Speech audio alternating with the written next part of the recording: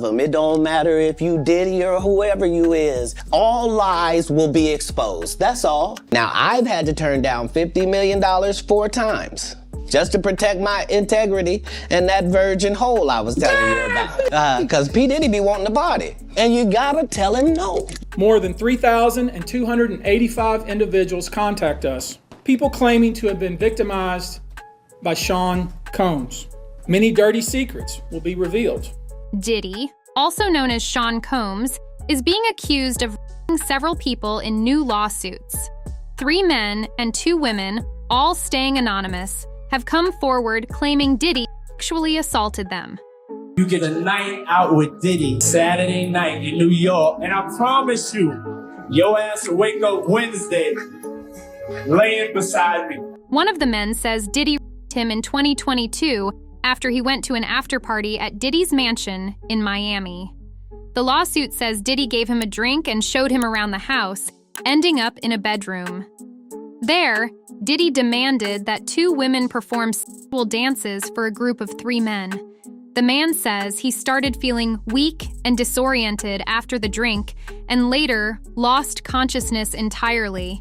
When he comes to a P. Diddy party, this is what happens to the white man. It's so unfortunate. You gotta pull back though, so they can see. That's crazy. Matt, move out the way. You're still alive. Look at that. Look, what you There's a drink on his head. And that's James from Simeon Mobile Disco. He woke up to find Diddy trying to rape him. According to the lawsuit, at some point later, he woke to a sharp pain in his rectum and anus. As he turned around to check the pain coming from his anus, he saw Combs naked, fully erect, trying to insert his penis into plaintiff's anus. The man says the drink was spiked, leaving him unable to fight back. He also says Diddy had a disturbing smile on his face during the alleged assault.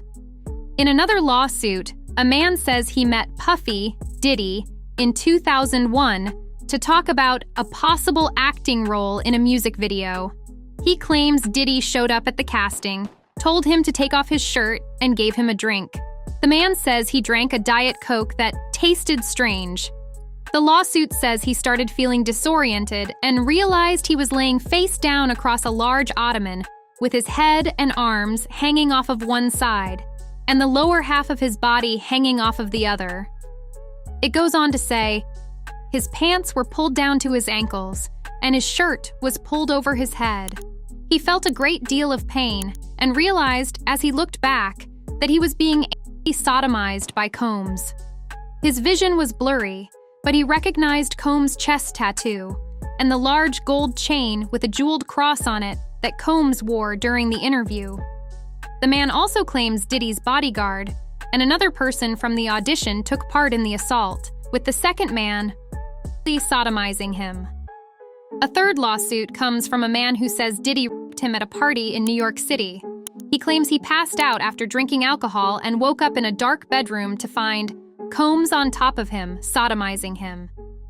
The founder of Bad Boy Records, Diddy, is already facing 120 sexual assault lawsuits filed against him over the past few months. On November 19th, 2 more cases were added, brought by lawyer Tony Busby, who is representing all 120 accusers. As I said, our law firms have been retained by 120 individuals at this point. There are 60 males and 60 females who have joined us to pursue these claims as plaintiffs. One of the new lawsuits is from a woman who says Diddy assaulted her in 2001 when she was 18. She says she met him at a Halloween party in New York City. According to her, Diddy's bodyguards took her to a black SUV where she was given a drink that made her feel dizzy. She claims she was then forced to perform oral sex on every man in the vehicle. The woman, referred to as Jane Doe, says Diddy sprayed her with champagne as she left the car. The second case involves a 17-year-old girl who says Diddy drugged and raped her at one of his 4th of July parties in the Hamptons. Diddy's lawyers released a statement on Tuesday, the same day the lawsuits were filed. They repeated that Diddy is innocent, saying, "Mr. Combs has full confidence in the facts and the integrity of the judicial process. In court, the truth will prevail. that Mr. Combs never sexually assaulted or trafficked anyone, man or woman, adult or minor. Diddy is also getting backlash for his parties, which reportedly had lots of Hollywood stars attending, including Jennifer Lopez. In an interview with the Mirror US, former Playboy model Precious Muir shared her disgust about people bringing kids to Diddy's parties. Talking about one party she went to, Muir said, "In the Hamptons party for the white party, in particular, I did see during the daytime, because it is, during the daytime the parties start. People, either parents or guardians, would bring their children." She said she was shocked to see a teenager at one of Diddy's Hamptons parties and said it wasn't an appropriate place for kids. Muir said parents need to be held accountable in this situation and admitted she doesn't understand how parents are allowing children to attend these parties. "It is crazy to me," she said, questioning. "Why would a parent allow their children to come? Who are these parents? Where are the parents? Why would the parents allow this to happen?" Back in the 1990s, almost every big Hollywood star, like Titanic actor Leonardo DiCaprio and singer Jennifer Lopez, reportedly attended Diddy's parties. Now, the rapper is facing sexual misconduct accusations from more than 120 people, including men, women, and minors. He is also dealing with a trial over sex trafficking charges. The allegations against him involve 60 men, 60 women, and 25 minors at the time of the alleged misconduct. When Diddy winked at you and said, "Come into the VIP section," you knew you were going to have a really good night. Rob Shooter, a former publicist for Diddy during his peak fame, told BBC News in an exclusive interview. Shooter also claimed Diddy had a strong fascination with the British royal family. He said Diddy asked him more than 10 times to contact Prince Harry and Prince William, inviting them to his parties. Diddy even offered to pay for their travel, hotel stays, and security. In his fancy New York apartment, Diddy kept framed pictures of the princes. He thought of himself as a king, so it makes perfect sense that he would like to have 2 princes in his entourage, Shooter explained. However, neither Harry nor William ever accepted any of Diddy's invitations. Diddy forced women, including some underage girls, to have sex with male prostitutes for days. Reports say he either joined in or recorded the acts.